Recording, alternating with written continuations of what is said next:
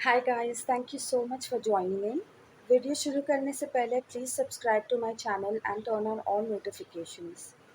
इस वीडियो में हम क्वेश्चन पेपर 3 सॉल्व करेंगे नवंबर 2016 का ऑफ मुंबई यूनिवर्सिटी।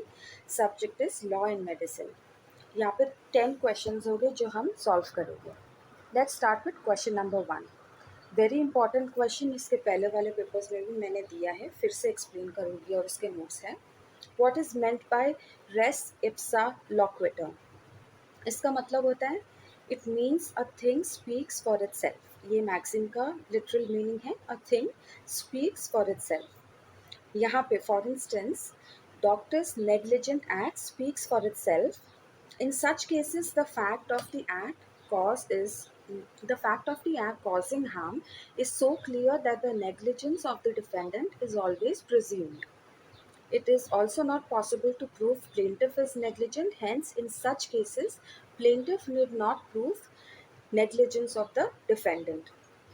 तो यहाँ पे क्या दिया गया है कि अगर डॉक्टर का कोई नेग्लिजेंट एक्ट है तो दैट इट सेल्फ स्पीक्स कि उसका नेग्लिजेंस है, उसके पार्ट पे नेग्लिजेंस है। तो प्लेंटिफ को प्रूफ नहीं करना कि वो नेग्लिजेंट था कि नहीं, उसे सिर्फ ये दिखाना है कि जो डिफेंडेंट है, जो डॉक्टर है, उसका नेग्लिजेंट एक्ट क्या है, और वो नेग्लिजेंट एक्ट खुद ही बयान करेगा कि उसका नेग्लिजेंस क्या था। Question number 2, what is difference between radiography and sonography? तो रेडियोग्राफी और सोनोग्राफी में क्या डिफरेंस है? Radiography is X-rays for viewing bones et cetera, whereas sonography is ultrasound rays, for example viewing movement of the fetus. तो radiography किस में काम आता है? एक्सरेज करने के लिए, जहाँ पे specifically bone status, bone density या फिर बोन ब्रोकन है कि नहीं वो देखने के लिए, बोन इंजरी है कि नहीं वो देखने के लिए यूज़ किया जाता है ये टेस्ट। और सोनोग्राफी अल्ट्रासाउंड रेज यूज़ करता है to check the movement of the foetus for example, या फिर status of any internal organs, उसके लिए सोनोग्राफी यूज़ करते हैं। Question number 3, what is contributory negligence? तो ये हमने टॉट में भी पढ़ा था, टॉट सब्जेक्ट में भी जनरली स्पीकिंग, तो वहाँ पे भी हमने कॉन्ट्रीब्यूटरी नेग्लिजेंस पढ़ा था। यहाँ पे हम लॉ एंड मेडिसिन के हिसाब से पढ़ते हैं।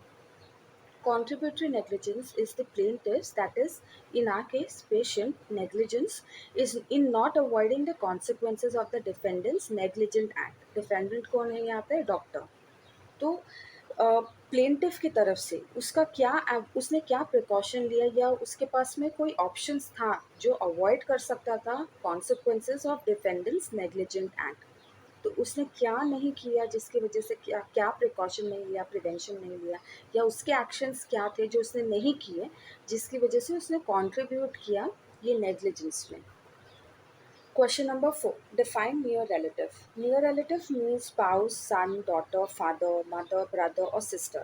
इन सभी लोगों को near relative कहते हैं। What is jurisdiction of state commission?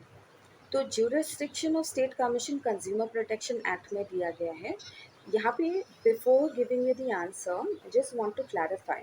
ये जो amount यहाँ पे दिया गया है, this keeps on updating after any amendments done to the consumer protection act. तो विद द लेटेस्ट अमेंडमेंट यहाँ पे वैल्यू चेंज हुआ है। Now let's see what is the jurisdiction of state commission. तो the state commission shall have jurisdiction to entertain complaints where the value of goods or services and compensation, if any, claimed exceeds 50 lakhs but does not exceed 2 crores। तो यहाँ पे अगर कोई भी complaint है जिसमें goods का वैल्यू या फिर सर्विसेज का वैल्यू या फिर जो उसने कॉम्पनसेशन क्लेम किया है उसका वैल्यू 50 लाख से ज़्यादा है या 2 करोड़ से कम है, उस कंप्लेंट को स्टेट कमीशन एंटरटेन करेगी, स्टेट कमीशन एक्सेप्ट करेगी उस कंप्लेंट को। Also appeals against the orders of any district forum with in the state. अगर कोई अपील किया गया था डिस्ट्रिक्ट फोरम में, उसे अगर कोई कंप्लेंट किया गया था डिस्ट्रिक्ट फोरम में, तो उस ऑर्डर को अगर अपील करना है तो स्टेट कमीशन में कर सकते हैं। Let's go to question number 6. Define advertisement according to Drugs and Magic Remedies, Objectionable Advertisement Act 1954. Advertisement किसे कहते हैं? It means any information about the drug और magic remedy in any form. किसी भी तरीके से अगर कोई इन्फॉर्मेशन एडवर्टाइज किया जा सकता है अबाउट द ड्रग या फिर मैजिक रेमेडी किसी भी तरीके से, मतलब जैसे कि न्यूज़पेपर, मैगजीन्स, टीवी, रेडियोस या फिर पैम्पलेट्स बांटना जिसे हैंडबिल्स कहते हैं, या फिर माइक्स और लाउड स्पीकर पे अनाउंस करना या नियॉन साइंस यूज़ करना, उसे कहते हैं एडवर्टाइजमेंट, जिससे जनरल पब्लिक को इन्फॉर्मेशन दी जा सकती है about the drug and the magic remedy. Question number 7. Define gynecologist and pediatrician according to the Prenatal Diagnostic Techniques Regulation and Prevention of Misuse Act 1994. इस एक्ट के अकॉर्डिंग डेफिनेशन देना है, what is gynaecologist, what is a paediatrician. तो gynaecologist means a person who possesses a post graduate qualification in gynaecology and obstetrics. और paediatrician किसे कहते हैं, means a person who possesses a post graduate qualification in paediatrics, जो specifically बच्चों को treat करते हैं। Question number 8. Define deficiency in services under Consumer Protection Act 1986. तो deficiency in services कभी एक्सप्लेन किया जा सकता है, कभी इम्प्लीमेंट होता है, उसका मीनिंग क्या है, वो कंज्यूमर प्रोटेक्शन एक्ट में दिया है। तो उसका मीनिंग है एनी फॉल्ट, इम्परफेक्शन, शॉर्टकमिंग और इनएडुकेसी किस चीज़ में, in the quality, nature and the manner of performance which is required to be maintained by or under any law for the time being in force। अगर कोई performance दिया जाना चाहिए about a service और उसमें कोई फॉल्ट इम्परफेक्शन हो उसके क्वालिटी या उसके नेचर में, तो उसे हम डेफिशिएंसी कहते हैं। This has been undertaken to be performed by a person in pursuance of a contract or otherwise in relation to any service। Question number 9. State any two rights of registered medical practitioner। अगर registered medical practitioner है उसकी कोई भी दो rights बताएं। तो first right है right to practise in any part of the country. मतलब अगर आप मुंबई में रहते हो, आपने यहाँ पे आपकी स्टडीज़ कंप्लीट की, आप फॉर एग्जांपल आप पीडियाट्रिशियन हो, तो आपके पास में वो राइट है कि आप किसी भी पार्ट ऑफ इंडिया, किसी भी स्टेट में कहीं भी जाके विद इन इंडियन टेरिटरी आप प्रैक्टिस कर सकते हो। Second is right to use new diagnostic and therapeutic methods on sick people if he is hopeful of their improvement. अगर कोई नया ट्रीटमेंट आता है या कोई नया डायग्नोस्टिक सर्विस आता है तो उसे वो यूज़ कर सकते हैं अगर उससे लगता है, अगर उस मेडिकल प्रैक्टिशनर को लगता है कि वो पेशेंट के लिए इम्प्रूव करेगा उसकी करंट हेल्थ स्टेटस या फिर पेशेंट के लिए हेल्पफुल है, तो उसे राइट है उस डायग्नोस्टिक टेक्निक का यूज़ करना या उस थेरेपेटिक मेथड का यूज़ करना to treat such sick people. Question number 10, very important question. तो क्वेश्चन नंबर 10 है which is the last question of this video.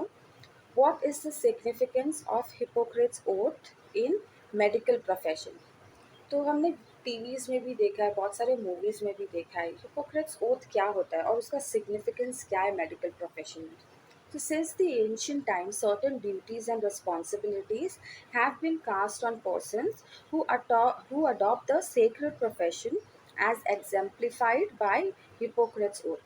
अगर किसी बंदे ने, किसी पर्सन ने अडॉप्ट किया है कि वो प्रोफेशनली किसी को ट्रीट करेगा to make the person's health better, उसे कोई रिस्पॉन्सिबिलिटी दी जाती है, उस पर्सन के ऊपर, उस इंसान के ऊपर स्पेसिफिक रिस्पॉन्सिबिलिटीज़, ड्यूटीज़ दी जाती है। अब उस ड्यूटीज़ को एग्जेम्प्लीफाई करता है हिपोक्रेट्स ओथ। इसका सिग्निफिकेंस ये है हिपोक्रेट्स ओथ का कि इसका मॉडर्नाइजेशन भी हुआ है, मॉडर्न उसका वर्जन है हिपोक्रेट्स ओथ का, जो declaration of Geneva and international code of medical ethics में भी बनाया गया है, जो हर मेडिकल प्रैक्टिशनर को, हर डॉक्टर को वो ओथ लेना रहता है।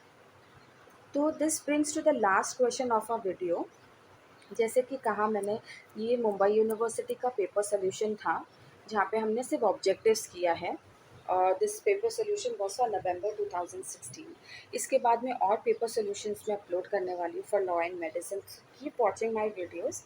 इस वीडियो में अगर आपको कोई भी फीडबैक देना है तो please comment in the comment section, and if you like this video please give a thumbs up and do make sure that you subscribe to my channel so that you can follow me and you can get more updates and you can watch more videos, because I'll be constantly uploading videos on the subjects, law subjects.